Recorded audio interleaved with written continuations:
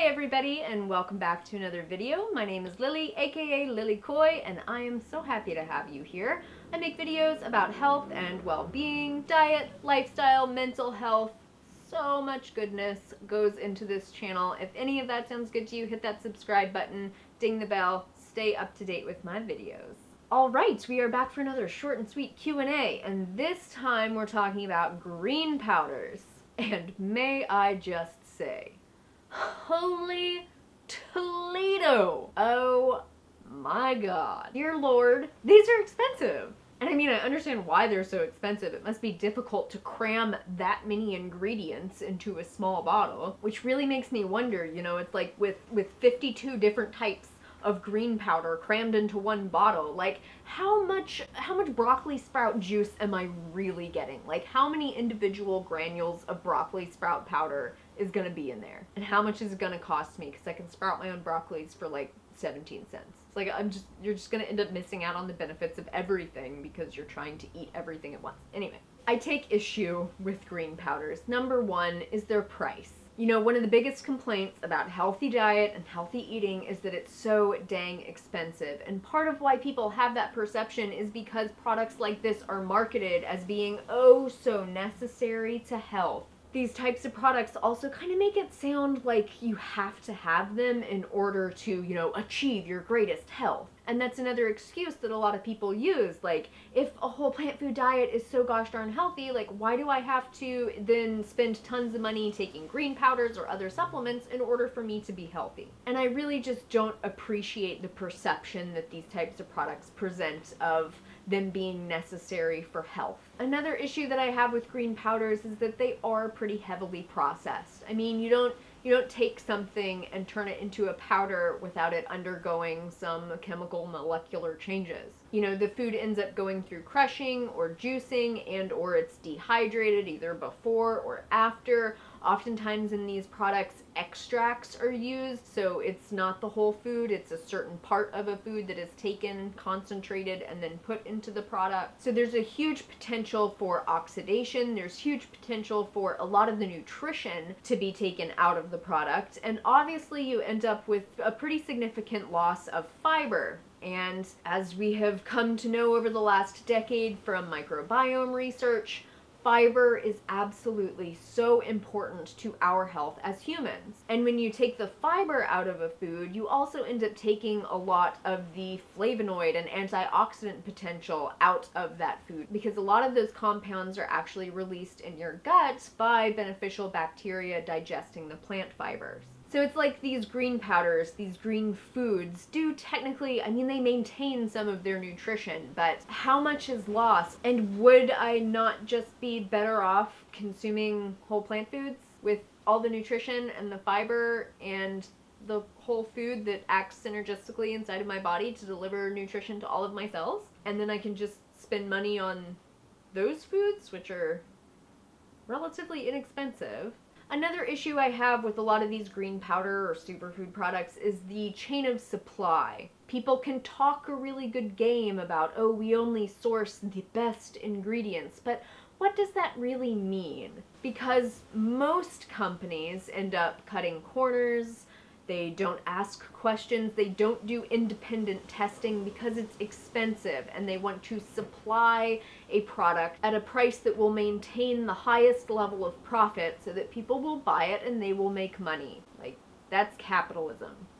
Sorry. And so with a lot of these products, I don't see any information about, you know, quality control testing, especially quality control testing on a, you know, batch per batch basis. It would be extremely expensive. And so I have to question, A, where are these products coming from? Are they coming from places like China and India that are getting more and more famous for heavy metal contamination being in these types of powdered products? Are these products even what they say they are?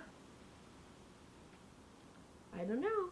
And is there contamination, like potential heavy metal contamination, or Even a lot of these products use things like spirulina or other forms of algae, which can often be contaminated with neurotoxic forms of algae. And if consistent testing isn't done, they wouldn't know. So I know some of that might just feel like fear-mongering, you know? I'm not sitting here, I'm not like suspicious, oh, all of these products are freaking contaminated and they're just selling them to steal your money. But I do feel like these are important types of questions to ask when we as consumers who are conscious of our health are considering spending upwards of $90 to $150 on a 1 to 2 month supply of some kind of super special green powder that may or may not actually have any benefit to our health on top of a whole plant food diet. All of that said, I have used green powders in the past. I'm not dead from contaminants. I also didn't notice any actual improvement in my health from taking them. But I do feel like there are certain people who would benefit from using these types of products. And there are ways to get them more cheaply, like if you just buy bulk barley grass powder or wheatgrass powder or,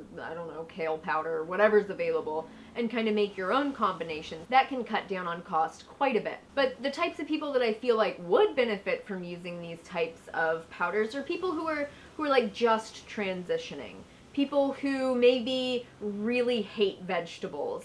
People who look at a kale salad and V in their M. That's vomit in their mouth for people who weren't alive 5 years ago. I think many humans could really benefit from these types of products, and by that I of course mean children. And these powders, you know, it's like if you add them into your smoothie or in with apple juice or something like that, it can get you used to the taste of healthy green types of foods without having the intense palatability issues that can come up for people who really don't like veggies yet. I don't think it's a long-term solution because you do need to invest in learning how to love vegetables. It just takes some time and taste bud conditioning. And then some other situations in which I have used green powders and I think it's not a bad idea to utilize them is when you're, say, traveling and, you know, you can't take your weekly CSA delivery box of vegetables with you, so maybe take some green powder with you just to make sure that you're at least getting some infusion of green goodness. They're also powdered, so they're really easy to travel with on airplanes or trains or however you travel. People in college, I feel like, could really benefit from these types of products because it can be really difficult to have access to consistent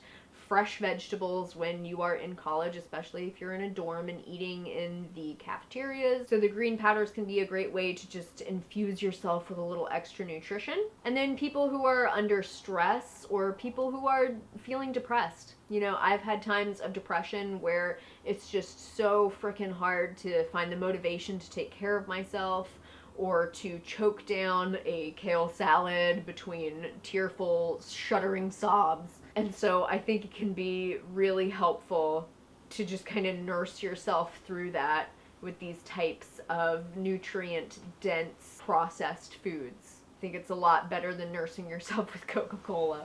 So in summary, green powders, they're okay if you want to go there. If that's how you want to spend your money, I'm not going to get in your way. I would be aware of the ones that have isolated nutrient supplements added in and just avoid those. Try to stick to the ones that just contain, you know, powdered whole foods.